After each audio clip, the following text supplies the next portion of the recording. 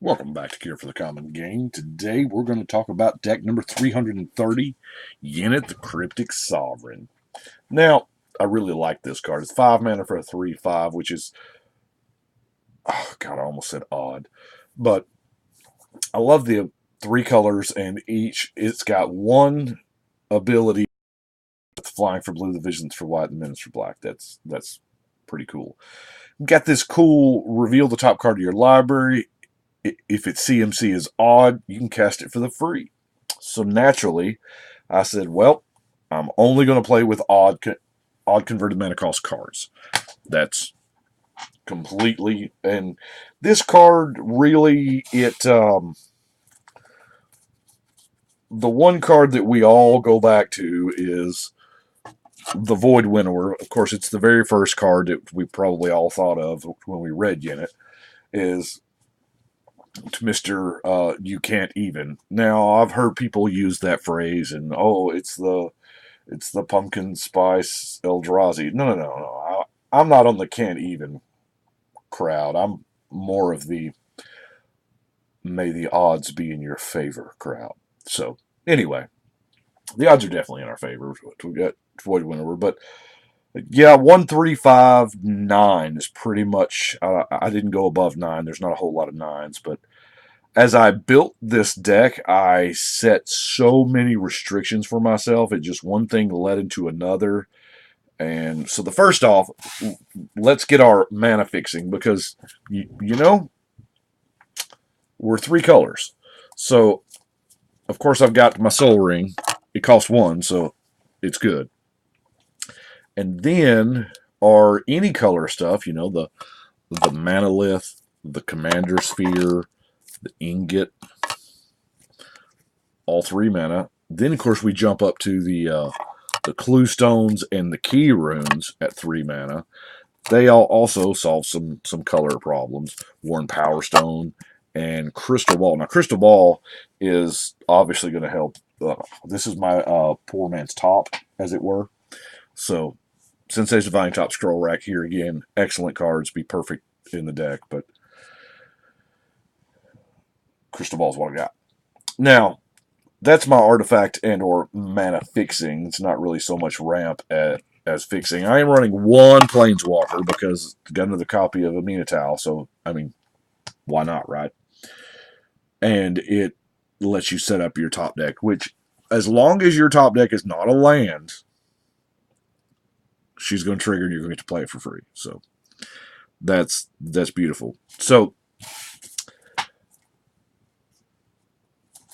let's look at these here enchantments. Now, I'm running 3 enchantments, which is probably too many. Take Possession is uncounterable, and it's odd. I don't know. I'm probably going to take this out for something better if the something better comes along, because I'm running Aura Flux. And the reason why I'm running Aura Flux is, like I said, I only have 3 enchantments. This is one of them, so I only have 2 others. But just the popularity of the enchantment decks, and it has really, I mean, there's a bunch of them out there. And this kind of nerfs enchantments. But the one enchantment I do care about keeping around is Reconnaissance. Now, this Joker, because it's uncommon, it's only been printed the one time in actual paper form. It's like, I don't know, was it $4 or $5? I don't know. I'm not a price guy because I don't.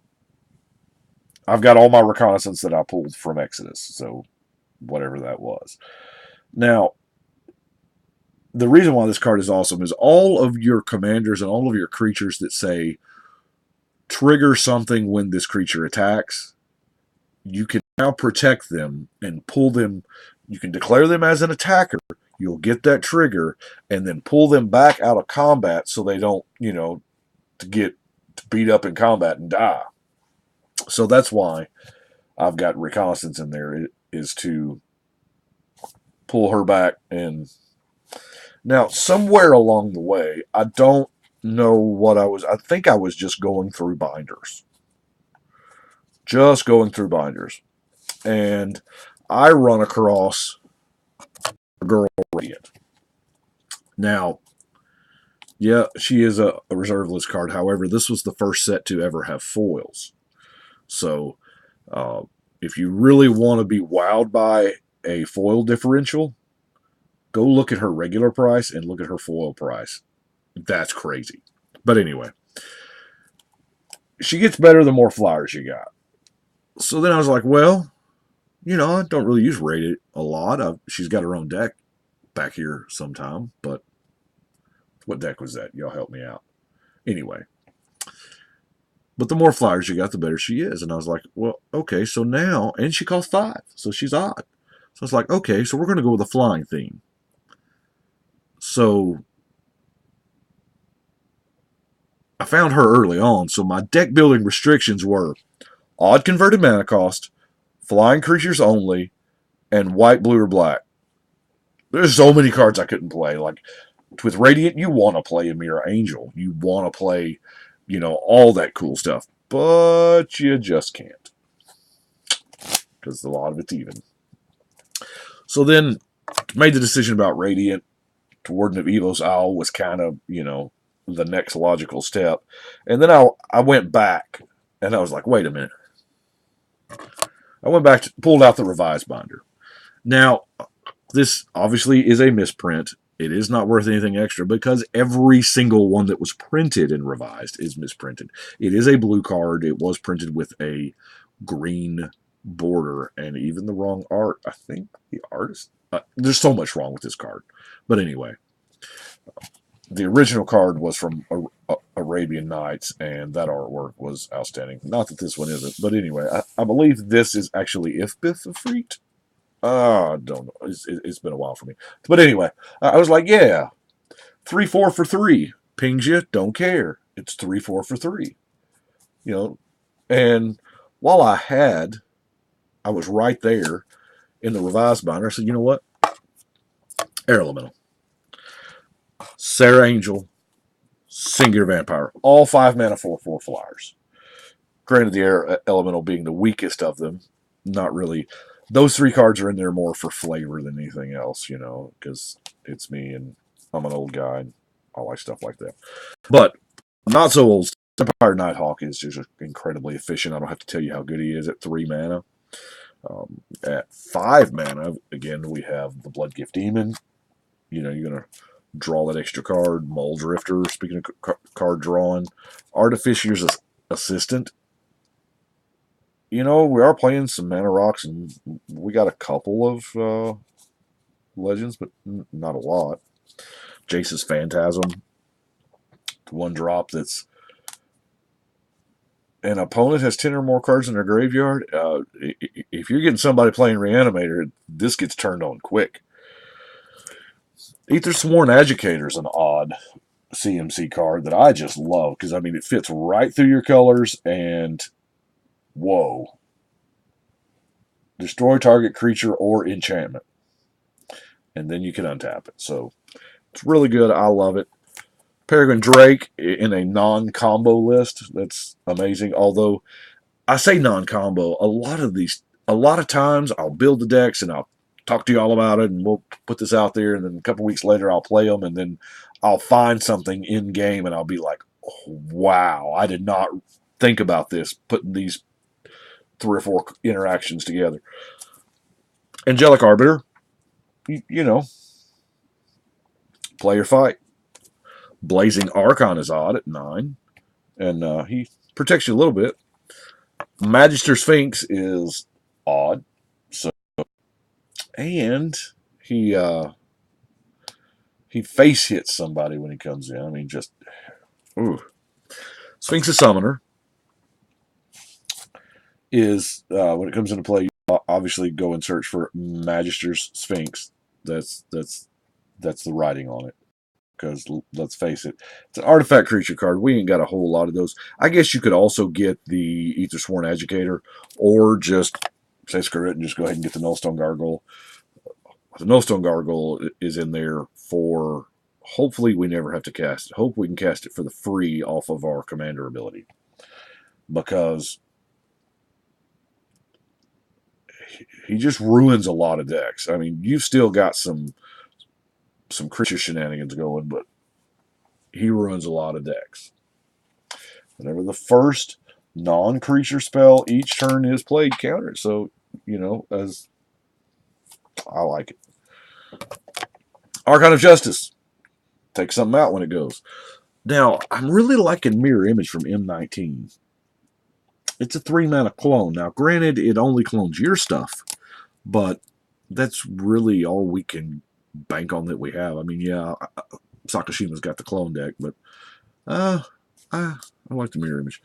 Of course, the Djinn of Images, they want us to play with in the top deck that they give us. And it's fairly decent. I mean,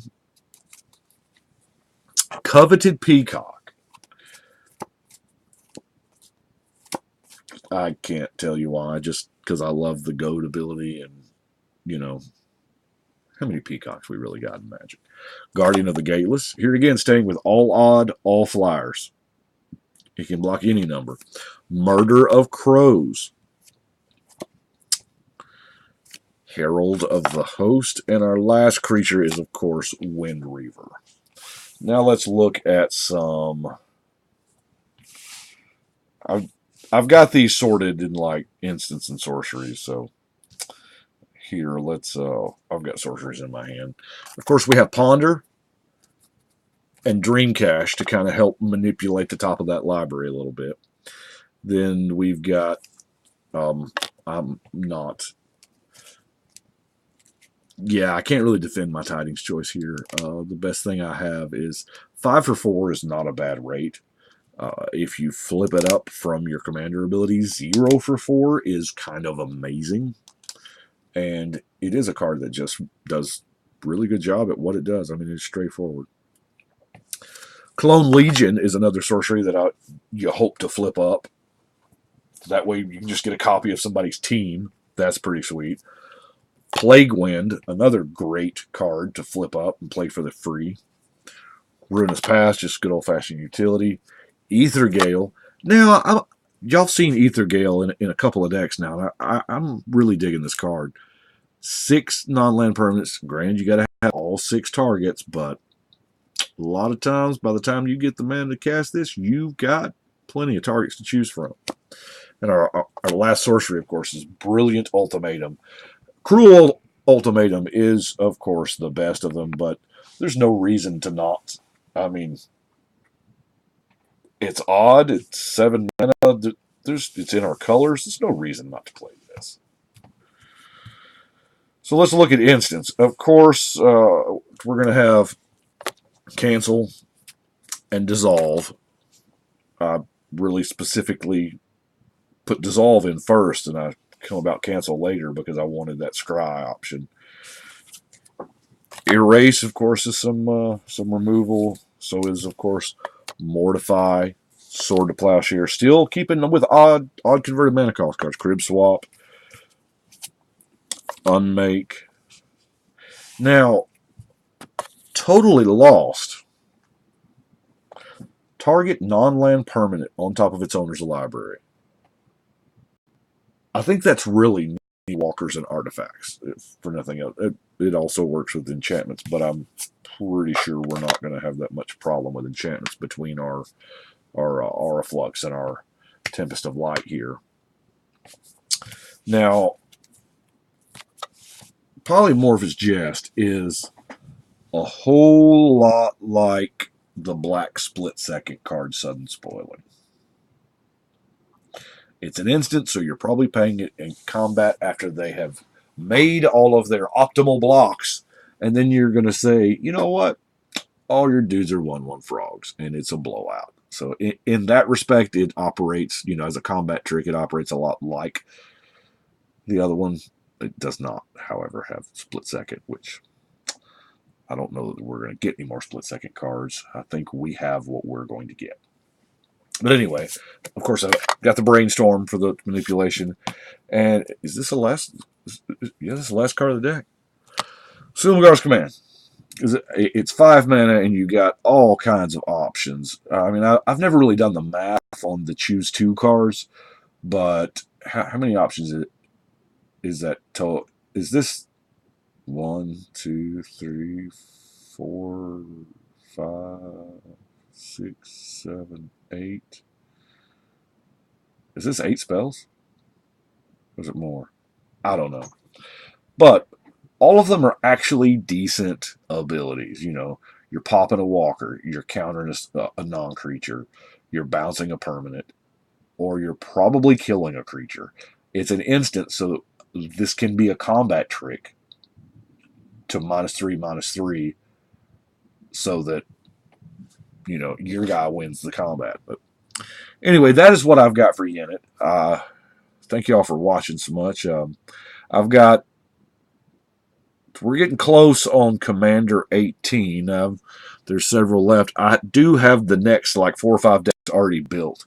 A Minotaur is going to come up next, and then we're going to go back and pick up some ones we may have missed. But anyway, like I said, I do appreciate y'all. Support your local game store, your friendly local game store. That's super important. We just got some news. I'm sure y'all have heard about the Mythic Edition Ravnica only being available on the Hasbro website. And I'm not exactly certain how I feel about that. Yes, I love blingy, shiny cards. I am part raccoon, but I also love to support my local game store. And I have several, obviously, and I try my best because that is what built this game. That is what built their business. And it disturbs me that this is going to set a precedent. There are, from what I understand, we still don't know a lot about it, but from what I understand right now, there's 10,000 boxes. They're going to be $250, $249.99. That's $2.5 million in sales. Now, they're going to sell. As much as I hate it, they're going to sell. Investors will probably buy, or somebody. I mean, I don't know. I'm looking at it like I can buy, of course, it's only a 24-pack box for $250. I can buy almost 3 boxes for that. You know, if we're talking 100 packs versus 24, yeah, I ain't getting the cool Planeswalkers, but it's whatever. Don't know. Love masterpieces. Not. I think the message may have been lost in delivery here. But anyway, I got off on a random tangent. Support your local game store, and y'all keep a heads up, keep an eye out on the EDH Rec site. I've been talking with them, and we're going to try to get something going there. Appreciate you watching. Y'all let me know what you think. Right now, we're going to shuffle and cut.